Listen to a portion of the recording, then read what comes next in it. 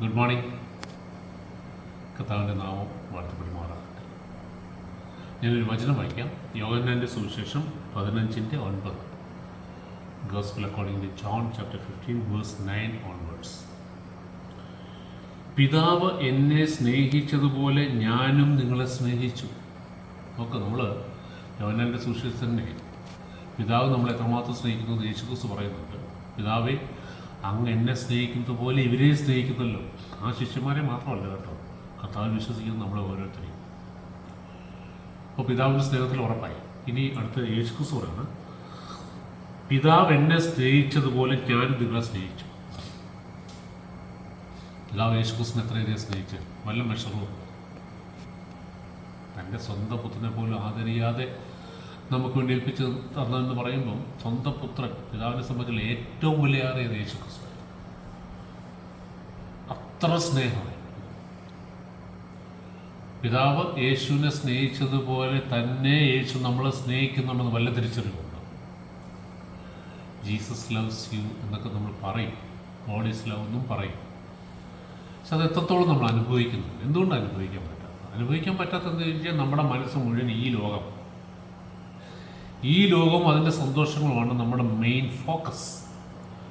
പിന്നെ എവിടെ പിതാവിൻ്റെ സ്നേഹത്തിനും യേശുവിൻ്റെ സ്നേഹത്തിനും നമുക്ക് എവിടെ ഇടയുള്ളത്?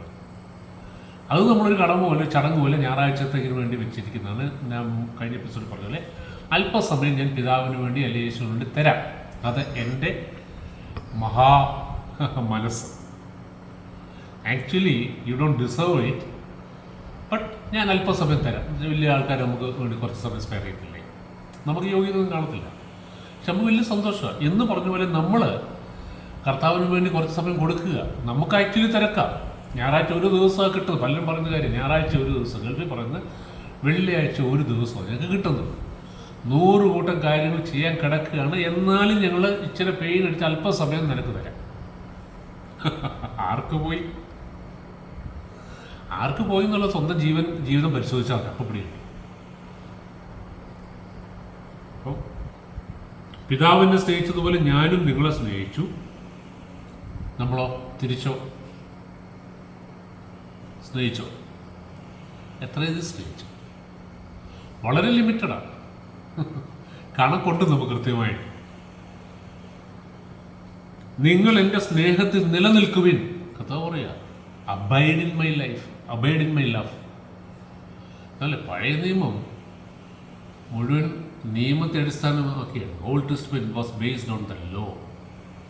New Testament is based on love. പുതിയ നിയമം സ്നേഹത്തെ അടിസ്ഥാനമാക്കിയ, പഴയ നിയമം നിയമത്തെ അടിസ്ഥാനമാക്കി. അപ്പോൾ സ്നേഹമില്ലെങ്കിൽ ഒന്നുമില്ല. കൊരിന്ത്യലേഖനത്തൊക്കെ പറയുക, സ്നേഹമില്ലെങ്കിൽ ഒന്നുമില്ല, നമ്മൾ എന്ത് ചെയ്താലും കാര്യമില്ല. കർത്താവുള്ള സ്നേഹത്തിലല്ല നമ്മൾ പല കാര്യങ്ങൾ ചെയ്യുന്നതെന്ന് നമുക്ക് തന്നെ അറിയാം. അങ്ങനത്തെ പറയുകയാണ്, ഈ മുഴങ്ങുന്ന ചേനല് ചിലമ്പുന്ന കൈത്താളം അങ്ങനെ വെറും സൗണ്ട് മാത്രമേ ഉള്ളെന്ന്. നിങ്ങൾ എൻ്റെ സ്നേഹത്തിൽ നിലനിൽക്കുകയും ഞാൻ എൻ്റെ പിതാവിൻ്റെ. ഇനി എങ്ങനെ സ്നേഹത്തിൽ നിലനിൽക്കുന്നതെന്നുള്ളത് യേശുക്രിസ്തു പറഞ്ഞു തരിക.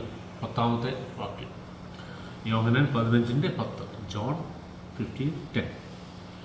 ഞാൻ എൻ്റെ പിതാവിൻ്റെ കൽപ്പനകൾ പാലിച്ച് അവിടുത്തെ സ്നേഹത്തിൽ നിലനിൽക്കുന്നത് പോലെ നിങ്ങൾ എൻ്റെ കൽപ്പനകൾ പാലിച്ചാൽ എൻ്റെ സ്നേഹത്തിൽ നിലനിൽക്കും. യേശുക്രിസ്തു പുത്രനാണെന്ന് പറഞ്ഞുകൊണ്ട് ഈ ലോകത്ത് വന്നിട്ട് അടിച്ചു പൊളിച്ച് ജീവിച്ചിട്ട് ഞാൻ ദൈവപുത്രനാണെന്ന് പറഞ്ഞാണ് ജീവിച്ചത്. ഞാൻ സ്വന്തമായി എനിക്ക് എന്ത് വേണമെങ്കിൽ ചെയ്യാം. പല ക്രിസ്ത്യൻസ് അല്ലെങ്കിൽ ഇന്ന് ന്യൂജൻ ചർച്ചസ് മുഴുവൻ പഠിപ്പിക്കുന്നതാണ്. നമ്മളിപ്പം മക്കളാണ്. നമ്മളാരാ? രാജാവിൻ്റെ മക്കൾ. അപ്പം നമുക്ക് എല്ലാത്തിനും ഫ്രീഡം ഉണ്ട്. കർത്താവ് എല്ലാം ചെയ്ത് എല്ലാം ഫിനിഷ് ചെയ്യും. ഇന്ന് നമുക്ക് തോന്നിയ പോലെ ജീവിക്കും. സ്നേഹത്തിൽ നിലനിൽക്കാൻ പറ്റത്തില്ല. കാരണം അങ്ങനെ ഉണ്ടല്ലോ, കർത്താവ് എടുത്ത് പറയത്തില്ലോ, ഞാൻ പിതാവിൻ്റെ കൽപ്പനകൾ പാലിച്ച് അവിടുത്തെ. ഞാൻ പറഞ്ഞില്ലേ, നമുക്ക് സ്നേഹത്തിൽ അനുസരണമുണ്ട്. അനുസരിക്കുന്നില്ലെങ്കിൽ എങ്ങനെ സ്നേഹിക്കുന്നു പറയാൻ പറ്റും? നമ്മളോട് നമ്മുടെ അല്ലെങ്കിൽ ജീവിത പങ്കാളി അല്ലെങ്കിൽ നമ്മുടെ ലവർ എപ്പോഴും നമുക്ക് മെസ്സേജ് അയച്ചിട്ട് I love you, I love you, I love you, I love you, I love you. നമ്മൾ എന്തെങ്കിലും ഒരു കാര്യം പറയുമ്പോൾ പറയാം അതെനിക്ക് പറ്റത്തില്ല, പക്ഷേ ഐ ലവ് യു. അടുത്ത കാര്യം നമ്മൾ പറയുന്നത് ഇങ്ങനെയൊന്നും ചെയ്താലോ, അതും പറ്റത്തില്ല, ഐ ലവ് യു. എനിക്കത് കളയാൻ പറ്റത്തില്ല, അല്ലെങ്കിൽ വിട്ടുകളയാൻ പറ്റില്ല. നീ ഇനി വേറെ ആരുമായിട്ട് ചാറ്റ് ചെയ്യില്ല. ഓ, അതെനിക്ക് പറ്റത്തില്ല, അവരെല്ലാം എൻ്റെ ഫ്രണ്ട്സാ, ഐ ലവ് യു.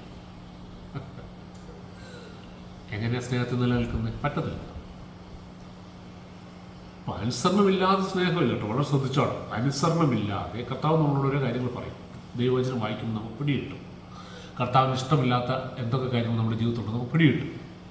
അപ്പോൾ പരിശുദ്ധാത്മാവ് കാണിച്ചു തരും. എന്നിട്ട് പരിശുദ്ധാത്മാവിന് ആഗ്രഹം തരും, അത് വിട്ടുകളാം. ആഗ്രഹം തന്നെയില്ല, പരിശുദ്ധാത്മാവിന് ശക്തി തരും. നമ്മൾ അവൈലബിൾ ആണെങ്കിൽ എന്ന് പറയാൻ നമുക്ക് അതിനേക്കാൾ ഇഷ്ടം പിതാവിൻ്റെ സ്നേഹത്തിൽ വസിക്കുന്നതാണെന്ന് നമ്മൾ തീരുമാനമെടുക്കുകയാണെങ്കിൽ ഈ ലോകം തരുന്ന ഈ സന്തോഷം ഇത് ടെമ്പററിയാണ്, ഇത് താൽക്കാലികമാണ്, ഇത് വളരെ ചീപ്പാണ്. അതിനേക്കാൾ എത്രയോ വിലയേറിയതാണ് എൻ്റെ അപ്പൻ്റെ സ്നേഹം, അല്ലെങ്കിൽ എൻ്റെ കർത്താവിൻ്റെ സ്നേഹം എന്ന് തിരിച്ചറിയുന്നവർക്ക് വേണ്ടിയിട്ടുള്ളതാണ് പരിശുദ്ധാത്മാവിൻ്റെ സഹായം. അപ്പം അത് വളരെ ശ്രദ്ധിക്കണം. നമ്മൾ പലപ്പോഴും നോക്കുന്നത് ഈ ലോകത്തിലെ ഇഷ്ടങ്ങളും കർത്താവിൻ്റെ സ്നേഹവും ഒന്നിച്ചു കൊണ്ടുപോകാൻ.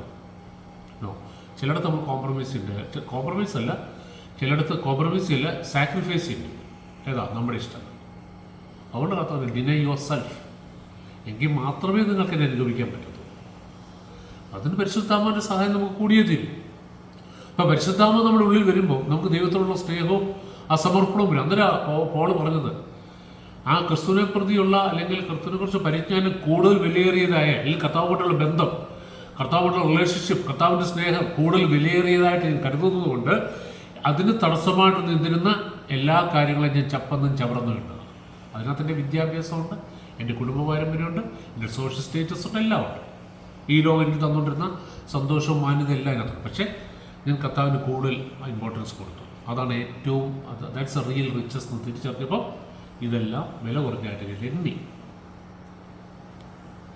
കർത്താവിനെ